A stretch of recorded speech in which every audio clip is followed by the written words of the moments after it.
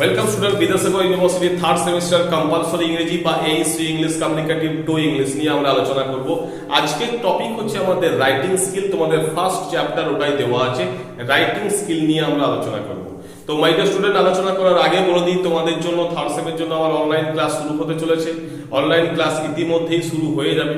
তাহলে তোমাদের দেরি না করে যদি মনে হয়ে থাকে আমার সাথে এই অনলাইন যে ইংলিশ বা কমিউনিকেটিভ ইংলিশের যাত্রাটা আমার সাথে শুরু করতে চাও, তাহলে তোমরা দেরি না করে আমার সঙ্গে যোগাযোগ করতে পারো।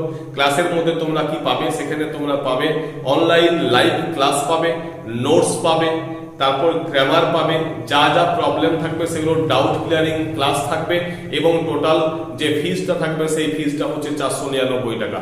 এরপর দেখো আমরা টপিকে চলে আসি, সেটা হচ্ছে রাইটিং স্কিল। তো মাই ডিয়ার স্টুডেন্ট, প্রথমেই আমরা জানবো যে রাইটিং স্কিল কাকে বলে, অর্থাৎ লিখন দক্ষতা। আবার লেখার যে দক্ষতা সেটাই তো বলা হচ্ছে রাইটিং স্কিল।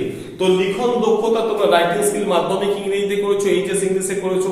এখানে জানো যে রিটেন যে স্কিলটাকে কাকে বলে। এই রিটেন স্কিলটা কি না, যেখানে তুমি অ্যাবিলিটি থাকবে, অর্থাৎ তোমার মধ্যে একটা সক্ষমতা থাকবে to produce effective written content, অর্থাৎ কি ফলপ্রসূ কিছু রিফ্লেক্টিভ কিছু কন্টেন্ট যখন তুমি সেটাকে লিখতে পারবে, সেই লেখার যে সামর্থ্যটা হয়ে থাকে সেটাকেই বলা হচ্ছে আমাদের রাইটিং স্কিল। এবং সেই লেখার যে ক্ষমতা বা যে দক্ষতার কথা বলছি, এই দক্ষতাগুলো কিন্তু ভেরিয়াস কনটেক্সটে হতে পারে।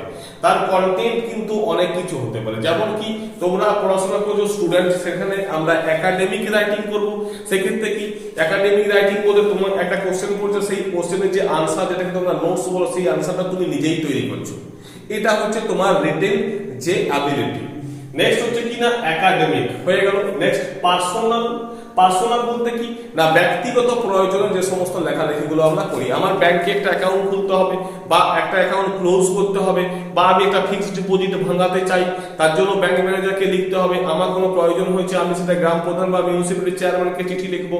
এই যে ব্যাপারগুলো, এগুলো তোমার পার্সোনাল প্রয়োজনে তুমি লিখছো, এইরকম লেখাগুলোকে বলছে পার্সোনাল রাইটিং স্কিল। আর একটা মাই ডিয়ার স্টুডেন্ট, সেটা হচ্ছে কি, তার নাম হচ্ছে ক্রিয়েটিভ রাইটিং। ক্রিয়েটিভ রাইটিং বলতে কি না, যেগুলোর মধ্যে তোমার সৃষ্টিশীলতা, সৃজনশীলতার যে ক্ষমতা, সেই সক্ষমতার যেটা বহিঃপ্রকাশ ঘটে।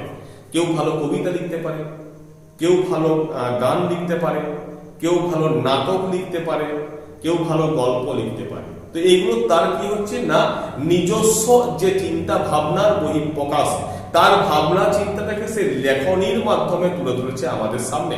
তো এটাকে বলা হচ্ছে কি রিটেন অ্যাবিলিটি, বা সেখানে লেখার যে দক্ষতা, যেটাকে আমরা বলছি রাইটিং স্কিল।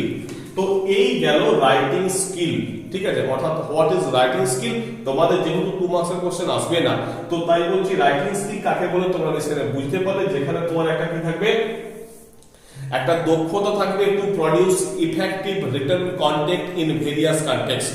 অর্থাৎ যেখানে তোমার একটা দক্ষতা থাকবে যে তুমি সেখানে কিছু রিটেন কন্টেন্ট বা লিখিত কিছু কন্টেন্ট তুমি দিতে পারবে। সেটা বিভিন্ন পর্যায়ে হতে পারে, একাডেমিক হতে পারে, পার্সোনাল হতে পারে, বা কোনো ক্রিয়েটিভ রাইটিং হতে পারে। এরপর দেখো এইটা গেল। আর কি এই রাইটিং স্কিলের মধ্য দিয়ে যেটা আমরা করে থাকি, সেটা হচ্ছে কি to communicate ideas through written language. অর্থাৎ আমার যে চিন্তা ভাবনাগুলো আছে, আমার যে আইডিয়াগুলো, সেগুলোকে আমি লেখনীর মাধ্যমে তুলে ধরি, এবং সেখানে একজন রিডার্সের সাথে একজন রাইটারের একটা যোগসূত্র হয়, একটা মেলবন্ধন তৈরি করা হয়। সেটাকেই বলা হয়ে থাকে রাইটিং স্কিল বা লেখার দক্ষতা। নেক্সট মাই ডিয়ার স্টুডেন্ট, এই রাইটিং স্কিল আমাদের কাছে এত ইম্পর্টেন্ট কেন, কেন গুরুত্বপূর্ণ, তার কারণটা হচ্ছে এটাই। এই যে তোমরা পরীক্ষাতে বসবে, পরীক্ষাতে বসলে কি হয়, তোমাকে তো মুখে মুখে কোশ্চেন করা হয় না, তোমাকে কোশ্চেন জানতে চাওয়া হয়, সেই আনসার তোমার খাতায় লিখে আসতে হয়। তো এই একাডেমিক ক্ষেত্রে, অর্থাৎ এডুকেশনের ক্ষেত্রে আমার এই রিটেন যে স্কিল, তার কিন্তু একটা ভীষণ বড় ভূমিকা আছে, একটা ভাইটাল রোল পালন করে থাকে। নেক্সট হচ্ছে বিজনেস, ব্যবসা। আমি যে মালপত্র অর্ডার করলাম তার জন্য লিখতে হয়, সেই মালপত্রের যে বিল আছে সেখানেও লেখা থাকে। বা আমার মালপত্র কোনো ড্যামেজ মালপত্র পাঠিয়েছে, আমি তার রিপ্লাই জানাবো তাকে, তার জন্য লেখার প্রয়োজন থেকে থাকে। তো এগুলো আমাদের প্রয়োজন থেকে থাকে, এই শুধুমাত্র এডুকেশনে নয়, বিজনেসেই নয়, আবার মিডিয়ার ক্ষেত্রেও। অর্থাৎ কি মিডিয়া, এখন যেমন ব্লগ চলে এসছে, মিডিয়া বা বিভিন্ন যে নিউজ পেপারগুলো আছে, তাদের যে লেখালেখি, সংবাদ যে লেখাগুলো হয়ে থাকে, সেই সমস্ত ক্ষেত্রে তাহলে লেখার কিন্তু যথেষ্ট ইম্পর্টেন্সই আছে। অর্থাৎ লেখা ছাড়া কিন্তু চলবে না। এরপর দেখো যেটা আলোচনা করব সেটা হচ্ছে ফিচার, অর্থাৎ রিটিং যে স্কিল, রাইটিং স্কিল, তার বৈশিষ্ট্যগুলো কি। রাইটিং স্কিল যেটা হয় সেটা হচ্ছে ভিজুয়াল। মিন্স কি, হোয়াট ইজ ভিজুয়াল? না যেটাকে তুমি চোখে দেখতে পাবে, অর্থাৎ তুমি যেটা চোখে দেখবে, চোখ দিয়ে পড়বে, তো সেটা হচ্ছে কি ভিজুয়াল। তো এই মূল যে একটা ফিচার্স বা ক্যারেক্টারিস্টিক বলতে পারো, দিস ইজ কল্ড ভিজুয়াল।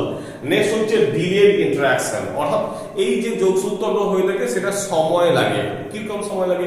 তুমি কাউকে একটা চিঠি পাঠালে, এই চিঠি পাঠালে কাউকে তুমি মেল করলে, তো স্যার মেলটা খুলতে হলে দুদিন লেটে খুলেছে, তাহলে তোমার সাথে সেই তার যোগাযোগটা কি হয়, একটু ডিলে হয়ে গেল।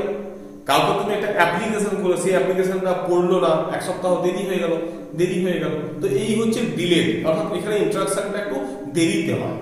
আর কি, আর বলছে স্ট্রাকচারাল লেখা কিন্তু, বা যেটা সেই যেই লেখা হোক না কেন, সেটা রিপোর্ট হতে পারে, সেটা লেটার হতে পারে, সেটা কোনো পরীক্ষার নোটস হতে পারে, তার একটা স্ট্রাকচার থাকে, একটা সিনট্যাক্স মেনে হয়, একটা রুল রেগুলেশন মেনে সুন্দরভাবে লেখাটা আমাদের সামনে উপস্থাপিত করা হয়ে থাকে। তাহলে এটা কি হবে? এটা হবে একটা স্ট্রাকচারাল। নেক্সট হচ্ছে দেখো যে পার্মানেন্সের ব্যাপারটা কি আছে না, এই পার্মানেন্সের ব্যাপারটা হচ্ছে এই রেটিংস যে স্কিলটা, সেই রেটিং স্কিলটাকে আমরা কি করে থাকি, কোনো ঐতিহাসিক তথ্য সেটাকে যদি আমাকে জমা করে রাখতে হয়, প্রিজার্ভ করে রাখতে হয়, তাহলে সেখানে লেখার প্রয়োজন থাকে। এই বিভিন্ন লিপি টিপি আছে না, সেখান থেকে আমরা অনেক কিছু উদ্ধার করতে পারি, ইতিহাস পড়ে যেগুলো জানতে পারি। তো এই যে সেই তথ্যগুলো সেই আকারে লিখে দিয়ে গিয়েছিল বলেই তো আজকে আমরা সেগুলো পাঠোদ্ধার করতে পারছি। তো এটা হচ্ছে একটা হিস্টোরিক্যাল ডকুমেন্টস হিসাবে কাজ করে। নেক্সট কি বলবো না, নেক্সট বলবো যে একাডেমিক ক্ষেত্রে তোমরা যে নোটস তৈরি করছো, বা তুমি তোমার কোনো ভাই বোনকে নোটস তৈরি করে দিচ্ছ, এগুলো একটা এই জন্য এটা একটা গুরুত্ব আছে এবং এটা পার্মানেন্সি আছে। তুমি পরীক্ষা আজকে দিচ্ছ, রেজাল্ট বেরোচ্ছে 3 মাস পর, 4 মাস পর বা 2 মাস পর, তাহলে এই রেজাল্ট যখন বেরোচ্ছে তখন তোমার খাতাগুলো মাস্টারমশাইরা দেখছেন, তারপর তোমাকে রেজাল্ট বা তুমি মার্কস গুলো পাচ্ছ, জানতে পারছো। এই যে প্রসিডিওরটা, তাহলে কি ওর মধ্যে একটা স্থায়িত্ব আছে, লেখার মধ্যে একটা স্থায়িত্ব আছে। আর হচ্ছে কি না, লিগ্যাল ডকুমেন্টস, অর্থাৎ তুমি লিখিত ভাবে যখন কাউকে কোনো কিছু বলে দেবো বা করে দেবো, বা এই ধরনের যখন চুক্তিপত্র আমাদের মধ্যে হয়ে থাকবে, তো সেটা কি, সেটা একটা লিগ্যাল ডকুমেন্টস হিসাবে কাজ করে। সেই জায়গা থেকে তুমি বেরিয়ে আসতে আর পারবে না। এই জায়গাটাকে অস্বীকার করার কোনো ব্যাপার স্যাপার আর নেই। মুখে কথা বলে সেটাকে পরে আমি বলতে পারি না আমি বলিনি, এই ধরনের কোনো কথাবার্তাই আমার সাথে হয়নি, এটা তুমি অস্বীকার করতে পারবে। কিন্তু লেখার মধ্যে এই ইম্পর্টেন্স এটা কিন্তু আছে, যেটা লিগ্যাল ডকুমেন্টস হিসাবে কাজ করে থাকে। তো মাই ডিয়ার স্টুডেন্ট, এইরকম ভিডিও পাওয়ার জন্য তোমাদেরকে অতি অবশ্যই ইংলিশ আইডিং চ্যানেলটাকে লাইক করতে হবে, সাবস্ক্রাইব করতে হবে, বন্ধুদের মধ্যে শেয়ার করতে হবে। আর যারা আমার সাথে অনলাইনে এই 3rd সেমিস্টার কমিউনিকেটিভ ইংলিশ 2 জার্নিটা করতে চাও, তারা অতি অবশ্যই আমাকে হোয়াটসঅ্যাপ করতে পারো বা কল করে নিতে পারো। Thank you.